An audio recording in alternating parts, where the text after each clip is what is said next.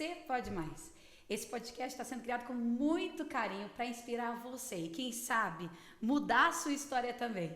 E a gente tem a honra de receber hoje ele que é referência no Brasil e, olha, vai mudar histórias, viu? O Dr. Hélio Henrique Vilaça.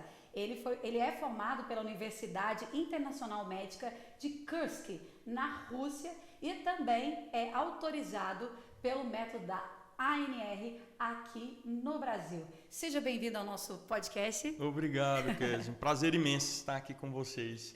O prazer é todo nosso. E eu queria começar, contando essa história, porque eu já fiquei sabendo que o Dr. Hélio, antes de ser o Dr. Hélio, brincava muito de médico. Isso desde mesmo, a infância, desde a infância. Esse amor à medicina, quando é que você percebeu assim, não, realmente é isso que eu quero fazer na minha vida? Bom, a gente brincava disso, né? Agora a coisa é séria, né? É verdade. E eu acredito muito em dons e talentos, né? Nós somos dotados de dons e talentos, né? Nascemos por um propósito, nós estamos aqui por um propósito. Não somos mera obra do acaso. Então, desde criança eu sempre me vi, na verdade, cuidando, né? Então a gente sempre brincava ali, nós, os irmãos, né? Brincando, e eu sempre era o que cuidava, né? Então, desde muito cedo eu já vi que o talento era para cuidar, né? E o maior dom é o amor, né? É verdade. E vocês são quantos irmãos? Nós somos 3. Você é o mais velho, do meio? Eu sou do meio. Gente, o do meio é uma meio coisa, sofre. né? Eu sempre falo assim, que o mais velho é o queridinho, porque ele é o certinho. O caçula tadinho, é o caçulinha, deixa ele. O do meio, gente, o que é o do meio? Tem que conquistar o espaço. Tem que conquistar o espaço, às vezes esquecido, É? mas também amado. É verdade. E a sua família, né? Você vem de origem de família de médicos? A minha família é uma família, na verdade, diversificada, mas a nossa família é voltada muito à questão do amor ao próximo, né? Então, o nosso ponto em comum, na verdade, é o amor ao próximo, né? As obras, a caridade, né? Vocês têm isso muito enraizado, né? Muito enraizado, desde muito cedo, né? Então, meu pai, ele sempre fez muita obra social, né? Ele é da área da educação, totalmente diferente, Como né? é que chama o papai? O nome do meu pai é Hélio Vilaça, muito conhecido no estado de Goiás. Por isso, Dr. Hélio, né? Isso Você vem em mesmo. homenagem. Um abraço Isso. aí, Dr. Hélio. E a mãe? Helenice Vilaça. Eita, dona Helenice, já me contaram, viu, nos bastidores aqui, que a dona Helenice é ótima na cozinha, né? Com certeza. Ótimos pratos. Mas me conta aqui, o que nesse crescimento que você teve aí, chegou algum momento que você teve dúvida se realmente era medicina? Porque você me falou que desde criança você já brincava de querer ser médico. Sim. Né? Quando chegou na adolescência, que você começou a estudar, foi fácil já de cara? Ou você teve dúvida? Ou será que é isso mesmo que eu quero? Porque medicina não é fácil passar, né? Não, acredito, na verdade, que essas dúvidas surgem com o passar do tempo, justamente por conta da dificuldade, às vezes, ao acesso, né? A questão do estudo, né? Muita dedicação, né? E, logicamente, tive dúvida sim, né? Inclusive, quando fui prestar vestibular, prestei para diferentes áreas, né? Para que eu, na verdade, tivesse a certeza, por exemplo, do que eu queria. Então, eu prestei e, no final, eu escolhi, né? E você passou para quais outras áreas também? Direito e engenharia civil. Não, tudo a ver, né, gente? Direito, engenharia civil e medicina. Mas aí, quando chegou na hora de decidir, o que pesou? O que pesou para mim foi o meu propósito. Porque desde muito cedo, igual eu te falei, eu já sei aonde que eu quero ir, o que eu tenho que fazer, né? Então, na hora da decisão, o que pesou foi a questão do propósito, né? Porque eu sou uma pessoa, eu sou cristão. Então, acredito que Deus ele está acima de tudo. Amém. E que tudo acontece por um propósito, né? E que nós somos guiados e direcionados por Ele. Então, eu como cristão, eu peço muito a Deus a direção do que eu tenho que fazer, né? E quando eu recebi uma proposta de estudo, de intercâmbio, que era algo que já havia sido colocado no meu coração desde muito cedo, porque eu sempre estudei com bolsa. A gente estudou numa escolinha de inglês com uma bolsa. E eu sempre tive o sonho de fazer intercâmbio, ir para outros lugares, ir para outros países, estudar, desenvolver nessa área aí, né? E quando prestei vestibular, prestei para várias áreas e entrei em um processo seletivo de um intercâmbio que estava acontecendo para a Rússia, de 30 vagas para estudantes brasileiros, né, na época. E você tinha quantos anos? Eu tinha 17 anos. Uau! 17 anos, quando eu fiz a aplicação para esse intercâmbio. Prestei os vestibulares, consegui passar em alguns, mas aquele sonho de estar em outros lugares, conhecer outras línguas, sempre teve dentro de mim também. Porque eu acredito que a nossa família também é muito missionária. Então a gente viaja, a gente fala sobre Deus, nós visitamos os presídios, nós estamos ali nas obras sociais, vamos aos asilos. Então a gente tem muito essa questão de conhecer outras pessoas, de cuidar de pessoas. Cuidar de pessoas. Então eu sempre tive vontade de sair para conhecer novas culturas e também aprender, né, sobre isso. E aos 17 anos recebi essa oportunidade. A princípio, eu pensei que, quando eu apliquei, né, eu pensei que não conseguiria, né, estar indo para outro país, né, mas saindo os resultados vestibulares, tudo tal, o último resultado foi o resultado do intercâmbio, que eles pedem uma avaliação da grade curricular, tradução de documentos. Então, assim, foi um processo que eu fiz e o processo deu um resultado positivo. E quando deu positivo, na verdade, eu tive uma certa resistência dos meus pais por conta de ser muito novo ainda. Então, você tinha 17, né? 17 anos. Ir para a Rússia? Justamente. E quando eu abordei primeiramente esse assunto com eles não foram muito a favor, por conta que eles achavam que eu tinha pouca idade ainda para enfrentar o mundo, né? É verdade. Eu super concordo. Mas aí a gente foi conversando sobre, orando, e principalmente analisando e pedindo a direção de Deus. E Deus confirmou ao coração deles, né? Tem aqui, inclusive, aquele salmo na Bíblia que fala que os filhos são como a flecha, né? Na aljava, né? Do arqueiro, joga e vai para longe, entendeu, né? E eu acredito que eles já sabiam, por exemplo, o caminho já foi ensinado, né? Agora, por exemplo, era Deus quem ia cuidar, que ia direcionar. Então eles liberaram, abriram o coração e organizamos, certo? Organizamos, decidimos, você vai, tá? E aí, na última reunião que nós tivemos, juntamos toda a família, tudo, tive que aguentar as minhas irmãs chorando, todos os dias no almoço. No almoço era porque nós nos reuníamos no almoço, né? As reuniões eram durante o almoço. Como é que chama as irmãs? Ellen e Sara. Ellen, Sara. Beijo pra você. Isso. Então ficavam lá, chorando. Chorando, né? Já pensando, por exemplo, que de repente talvez eu nem voltaria ao Brasil, né? Aí, meu pai sempre muito... A mãe é aquela questão de sentimento, o pai é aquela questão mais pé no chão, né? Razão, né? Meu pai mais razão, né? Ele vai se formar e vai voltar, vai ter o diploma dele. Vocês não precisam ficar chorando, ele não vai pra ficar lá, ele vai voltar, né? Então... Na nossa última reunião, achei muito engraçado, foi a proposta que ele me fez, né? Olha, porque pai e mãe, eles conhecem os filhos que têm. Sim. Eu nunca havia saído de casa. Nunca dormi na casa de ninguém. Nem na casa dos avós eu ficava. Então, eu ia para um país a mais de 11 mil quilômetros de distância de casa, a primeira vez, né? Eles sabiam que eu teria, vamos dizer assim, as dúvidas na hora que chegasse lá, né? E aí, a última reunião, meu pai sentou e ele falou, você vai, com passaporte e com passagem de ida. Mas para voltar, você vai ter que voltar com esse diploma. Uau! Que é isso, Aurélia, hein? Agora me fala uma coisa, você já sabia falar o idioma? Então, eu sabia um pouco de inglês, porque ao longo aí da trajetória... nós fazíamos os cursos, né? O russo já não era uma língua dominada, não. Eu tive que, no Brasil eu aprendi somente o alfabeto, né? Tive que reaprender novamente. E você achou difícil quando você chegou lá? Você achou um choque de realidade? Sim.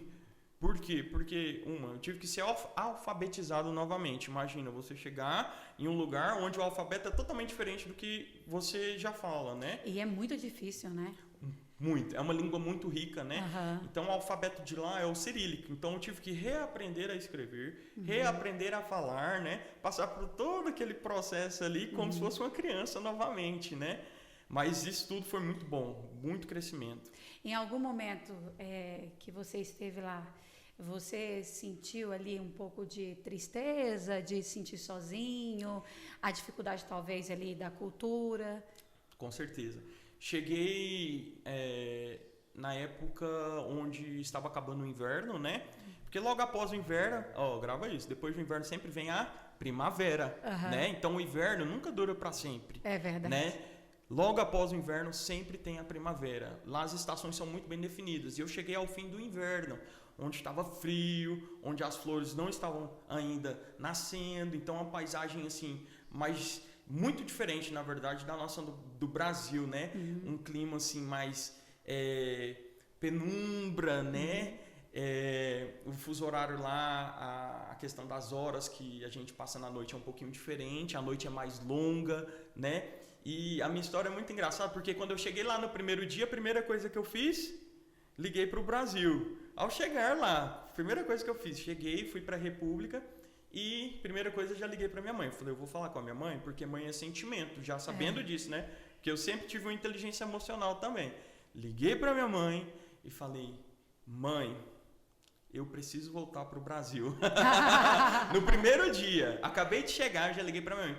Preciso voltar para o Brasil, eu não conheço ninguém aqui, eu vim parar numa república, eu acredito que eu não vou dar conta, o clima é muito diferente, a comida é totalmente diferente. A minha mãe muito sábia, né? Porque mãe, ela carrega aquela sabedoria nata, né? Não é verdade? É verdade. Sempre muito boa para dar conselho, né? Meu filho, então, você lembra da nossa conversa, né?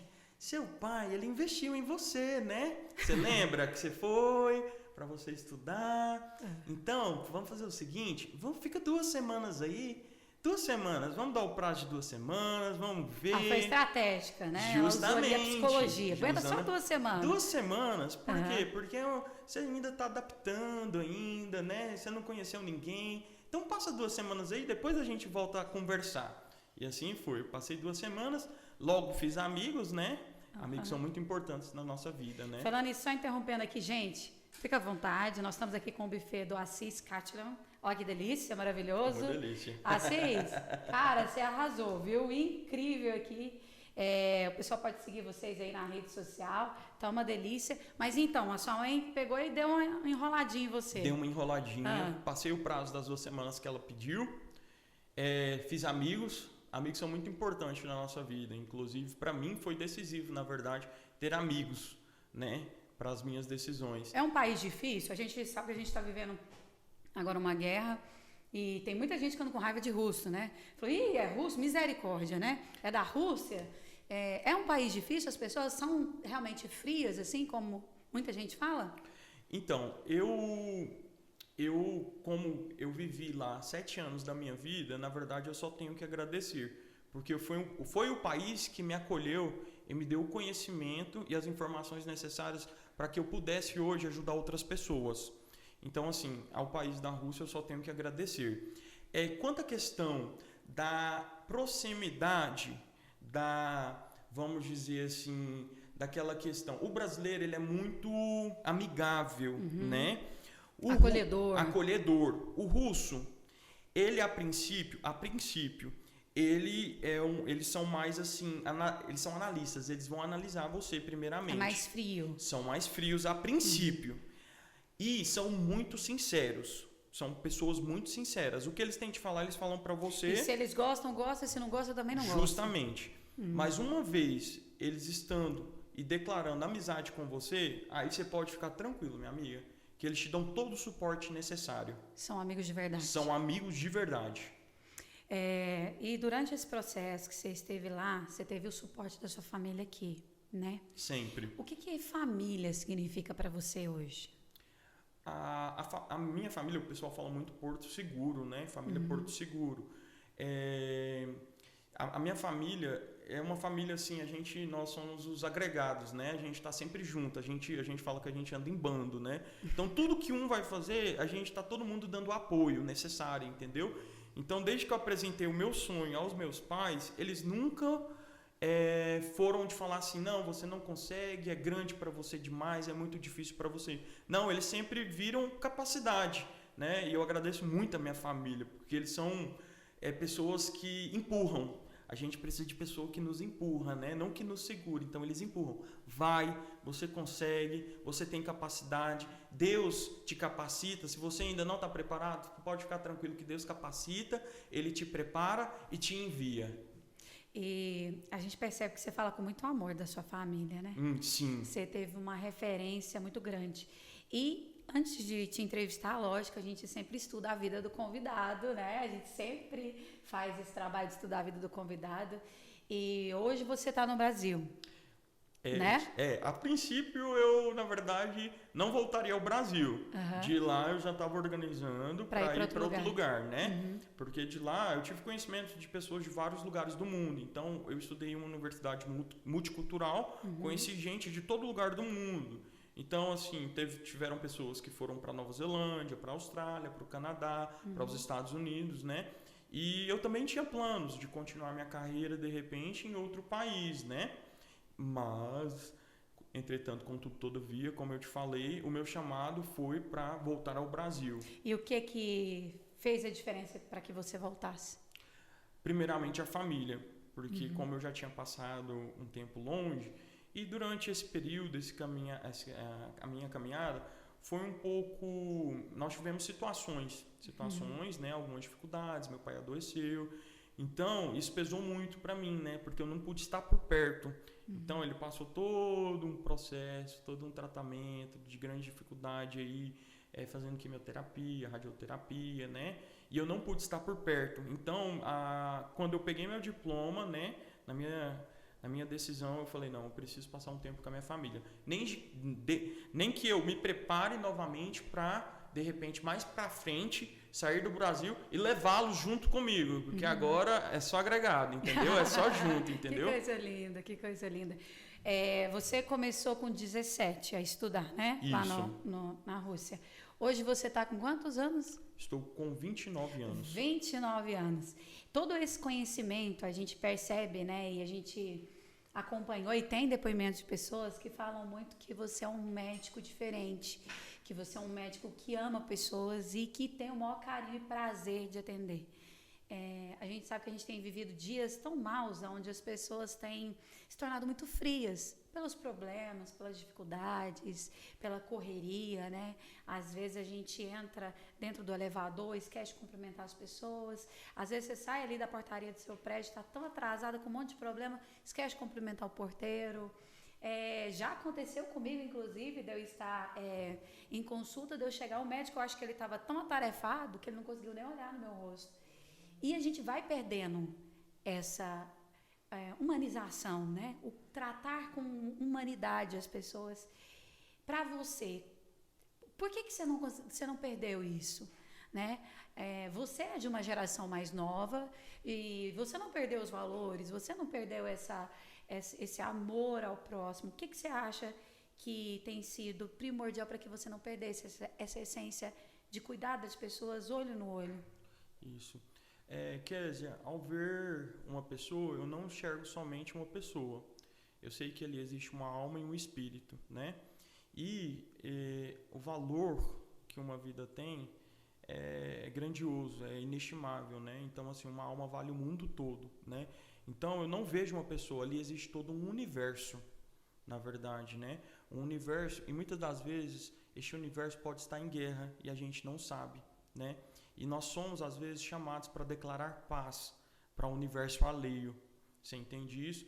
Então, nós somos boca que profetizamos bênção, paz e mãos que estendem para ajudar. E desse tempo aí da medicina, eu sei que você deve ter tido vários casos que te surpreenderam, né? Que mexeu muito com você. Até na minha pesquisa aí que eu fiquei sabendo, você é muito querido na cidade de... Caturaí, muito querido mesmo.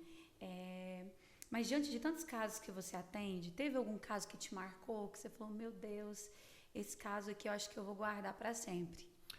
Diante assim, das situações que nós temos no dia a dia, logicamente que algumas situações elas nos impactam mais, né?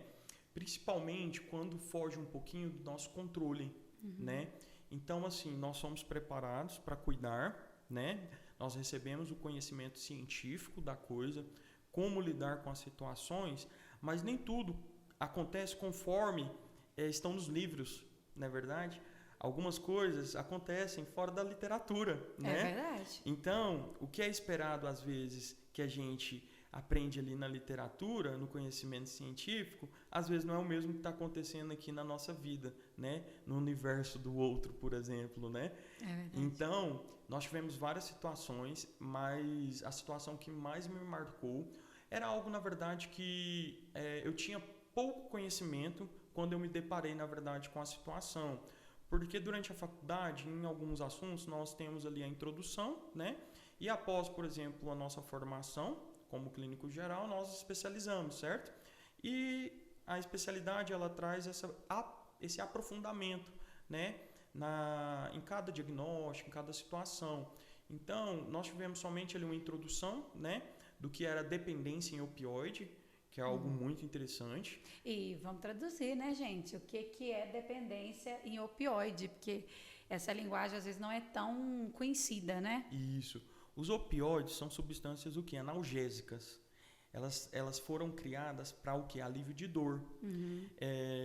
Em 80, mais ou menos, nos Estados Unidos, nós tivemos aí um grande avanço, né? Na questão do uso do opioide. Porque, a princípio, era muito colocado assim como uma solução para o alívio da dor física, né? E ele é administrado só pelo médico? Administrado pelo médico, né? E a forma ilegal dela seria a heroína, né? Nós acredito que muitas pessoas têm esse conhecimento, né? Nós temos drogas lícitas e drogas ilícitas. A ilícita seria a heroína. E dentro da medicina, nós temos o quê? A morfina, certo? O tramadol, né? A codeína, certo? A dolantina, o fentanil. Todas são medicações para alívio de dor. Mas que causa dependência? Elas causam dependência. Quando que causa dependência? Bom, vamos lá. O que a gente entende por dependência? Dependência é algo que você precisa, que você necessita. Não consegue ficar sem. Você não consegue ficar sem, nas palavras mais simples, né? Você não consegue ficar sem. Então, a dependência, ela é gerada no momento em que a pessoa, por exemplo, já não toma a medicação para alívio de dor mais. Ela toma porque ela precisa da medicação para se sentir bem emocionalmente no dia dela. Porque esse remédio faz isso. Faz. Então ele não traz só o alívio da dor física, ele também traz um alívio da dor emocional. Não, ele traz alívio da dor física e ao mesmo tempo trabalha com a dor emocional. Aquele bem-estar, né? Aquele bem-estar, aquela paz, por exemplo, que a pessoa sente temporariamente após fazer a medicação, certo? E o porquê que é gerado dependência? É gerado dependência porque trabalha a nível de receptor. Então, a medicação ela é colocada no organismo e ela trabalha a nível de receptor do nosso organismo. Ou seja, nós produzimos uma substância natural, por exemplo, quando a gente faz exercício, quando a gente está rindo com os amigos, quando a gente está reunido com a família. Aí a gente tem essa produção natural. Isso, natural, chamada de endorfina. Uma substância que traz prazer, traz bem-estar, traz equilíbrio, traz um sono de qualidade, né? E tira, por exemplo, aquela angústia, aquela ansiedade, aquelas coisas que nos trazem incômodo emocional, o estresse, né? O cansaço. Mas, doutor, como que uma pessoa, né, que se torna dependente de opioide, sendo que é um medicamento que só os médicos e enfermeiros têm acesso? Então, na maioria das vezes, são os médicos e enfermeiros que se tornam dependentes disso? Isso. O que acontece? Nos Estados Unidos e na Europa, se tornou uma medicação comum. Então, assim, o acesso não é tão difícil nesses lugares. No Brasil, o acesso realmente é mais restrito. Então, o paciente ele precisa, por exemplo, estar em acompanhamento médico para conseguir ter acesso. Mas as pessoas que trabalham na área da saúde, não. É uma medicação de muito fácil acesso, né? Nos centros cirúrgicos, nos hospitais, nas unidades, né? Então, vamos dizer assim, quase toda unidade de saúde tem medicação para alívio de dor, né? E onde é trabalhada aí essas medicações de alta potência, né? Então, o acesso para esse tipo de pessoas é muito mais fácil, por exemplo, do que para um paciente em si. Então, no Brasil, infelizmente, né, porque essa é uma realidade, né, esse tipo de dependência está mais relacionado a pessoas que trabalham na área da saúde. E é uma dependência que realmente prejudica o paciente? É uma dependência como, por exemplo, a cocaína? É igual ou tem diferença, na sua opinião? Tem diferença. Tem diferença. A pessoa que experimenta o opioide, ele não vai querer saber de crack, álcool, cocaína, cigarro. Porque o bem-estar que o opioide traz é muito maior. Não se compara? Não se compara. Meu Deus. Né? Então ele é bem mais devastador. Bem mais devastador no sentido em que a pessoa ela se torna totalmente dependente a ponto, por exemplo, de não conseguir fazer nada. Somente a medicação, somente o uso da medicação. E já aconteceu vários casos, inclusive, né, aqui no Brasil, de médicos que morreram com overdose desses Sim. medicamentos. Infelizmente, é algo que mexe muito conosco, né? Essa questão de ver pessoas, vidas, né? Muitas das vezes muito jovem, né? Tendo aí, sendo interrompida uma vida, de repente, que poderia, por exemplo, trazer tantas coisas boas para outras pessoas, né? Por conta desse tipo de dependência. É muito comum, por exemplo, o suicídio, né? E a overdose. Né, nesses casos. E não tinha tratamento, né, no Brasil até o momento com essa dependência. Então, o tratamento que nós temos é um tratamento, vamos dizer assim, que traz ele é um tratamento paliativo, no sentido que... É o que existe hoje. Que existe hoje, que nós temos. Nós tentamos substituir aí a dependência com uma medicação análoga, né? Às vezes um adesivo transdérmico, né? Para ir tentando diminuir, por exemplo, a dependência daquele paciente. E após, assim, alguns meses com esse análogo, a gente tenta colocar um bloqueador de receptor, uma medicação aí que vai trabalhar impedindo, por exemplo, que esses opioides se liguem a um receptor. Mas esse tratamento ele é muito doloroso para o paciente, não é? Sim, é muito doloroso por conta que ele vai sentir as dificuldades da abstinência. Porque ele não consegue tirar essa dificuldade de abstinência, o remédio não tira. Não tira, ele paleia. Mas, por exemplo, a angústia, o desespero. Né? E não resolve, porque se o paciente está acostumado a usar um opioide para ter um momento de relaxamento e ter aquele bem-estar físico e emocional, ele não vai querer fazer um tratamento que vai deixar ele mais angustiado do que ele já está. Justamente. Não é verdade? Justamente. E aí o senhor estava contando, você, né? Vamos falar você, porque é novo desse jeito, né? Você estava contando que aí você conheceu um paciente, né? Foi nessa história que você conheceu um paciente que era dependente de opioide. Justamente. Esse paciente te marcou por quê? Por que ele te marcou? Qual que é a diferença dele dos outros demais? Primeiramente, porque não é uma dependência explícita. O que me marcou era isso. Porque não era uma dependência explícita, né? Porque quando você encontra um dependente de álcool, ele já chega falando logo, nossa, olha, eu tomo tanto. Ou ele chega fedendo álcool mesmo, ou ele chega bêbado mesmo. Justamente. De qualquer jeito você fica sabendo. Justamente, isso mesmo. Mas o dependente de opioide, normalmente, ele tenta esconder da família, dos amigos, ou cria alguma justificativa. Eu tenho uma dor que só passa com o uso de tal medicação. E chega a pessoa ali ter prejuízos financeiros com essa dependência também? Com certeza. É caro esse medicamento para adquirir? A partir do momento que a pessoa perde a fonte de acesso, muitas das vezes, onde ele é descoberto, por exemplo, e começa a fazer o uso inadequado, onde ele consegue fora, por exemplo, dos ambientes hospitalares, ele acaba, por exemplo, tendo que pagar muito caro por esse tipo de medicação no mercado negro. Porque existe, infelizmente. Sim. Isso é uma realidade, existe, né? É algo que traz incômodo? Mas existe. Então, existem pessoas que vendem esses tipos de medicação. É errado? Mas existe. E eles pagam um alto custo por conta dessas medicações e por conta dessa dependência. Infelizmente. E aí foi nesse processo que você conheceu o Dr. André Weismer. Como é que foi isso? Então, esse paciente, a princípio, ele me procurava por conta de dor. Mas eu sempre percebi que existia algo a mais. Porque a relação médico-paciente é muito importante. Essa é a importância, por exemplo, de você, por exemplo, ter um olhar clínico, mas ao mesmo tempo ter um olhar de humanização e compaixão. Porque compaixão é você olhar a situação do próximo e fazer alguma coisa sobre aquilo ali. Né? Compaixão é diferente de dó. Eu tenho dó. Dó é o quê? Você olhar uma situação, você teve um sentimento de pena, mas seguiu a vida, né? Eu tenho dó, mas eu não tenho o que fazer sobre isso e não vou fazer. Compaixão não. Compaixão é você se colocar no lugar do outro, ver a situação e agir quanto àquilo ali. Então, eu acredito que isso faz toda a diferença numa conduta. Quando esse paciente ele esteve acompanhando, eu sempre soube que existia alguma coisa por trás. Ele não era claro quanto às queixas. Então, eu procurei o responsável pela unidade, entrei em contato e perguntei, né, o que poderia estar acontecendo.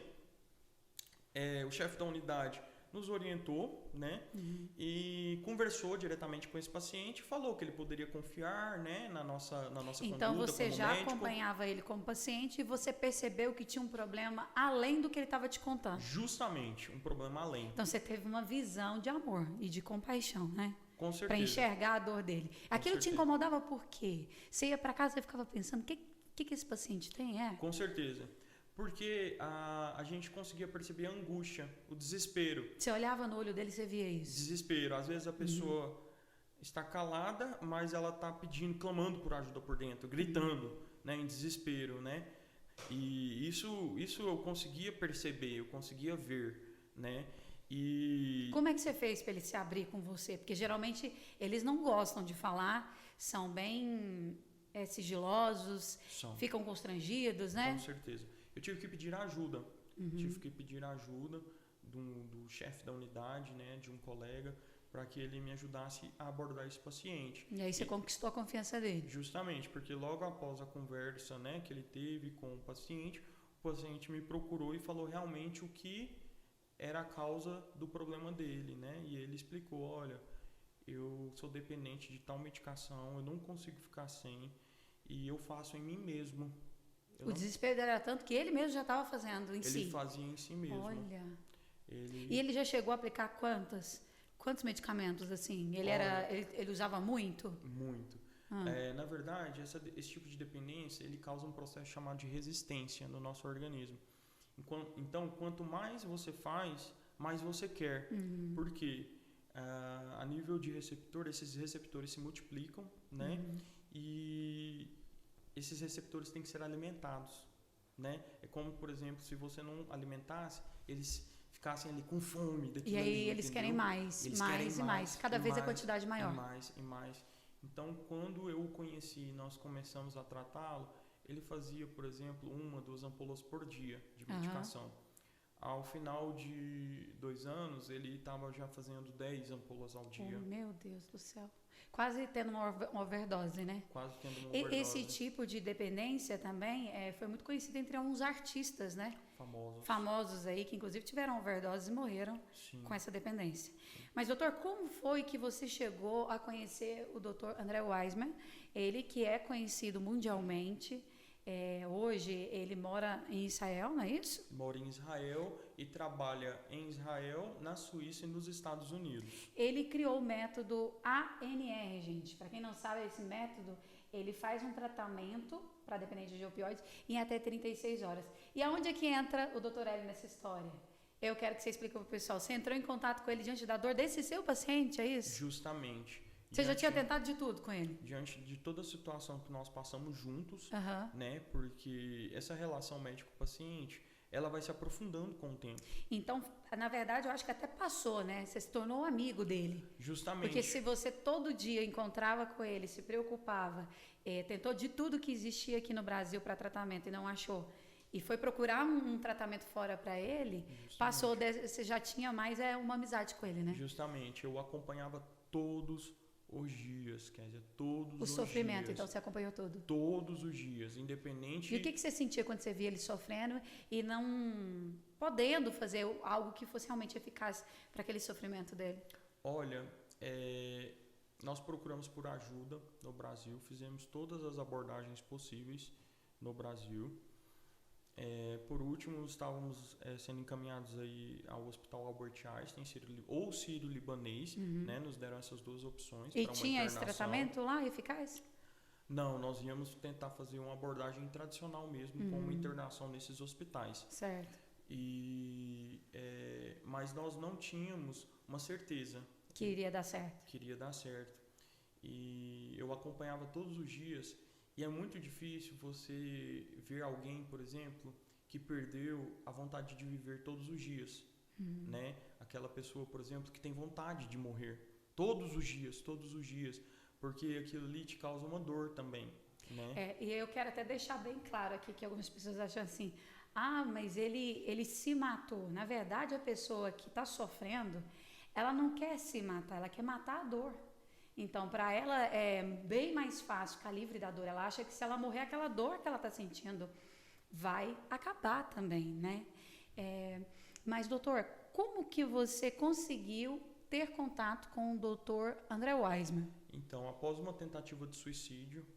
Desse seu paciente que você estava acompanhando. Você acompanhou paciente, por 2 anos ele? 2 anos. Ah. Após a tentativa de suicídio, nós vimos, por exemplo, que algo precisava ser feito rapidamente. Logicamente que dentro desses 2 anos eu procurei a nível de Brasil e fora do Brasil todas as informações possíveis, né? Então você abraçou essa causa? Eu abracei a causa, né? Porque eu já me comprometi desde o primeiro momento com ele. Eu falei, nós vamos conseguir. Nem que a gente tenha que atravessar o mundo.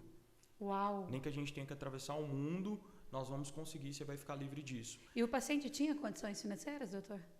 De ir para um hospital Albert Einstein? Olha, diante da situação que ele chegou, ele já não tinha mais recursos por conta que ele gastou tudo que ele tinha com o uso da medicação, com o uso da droga.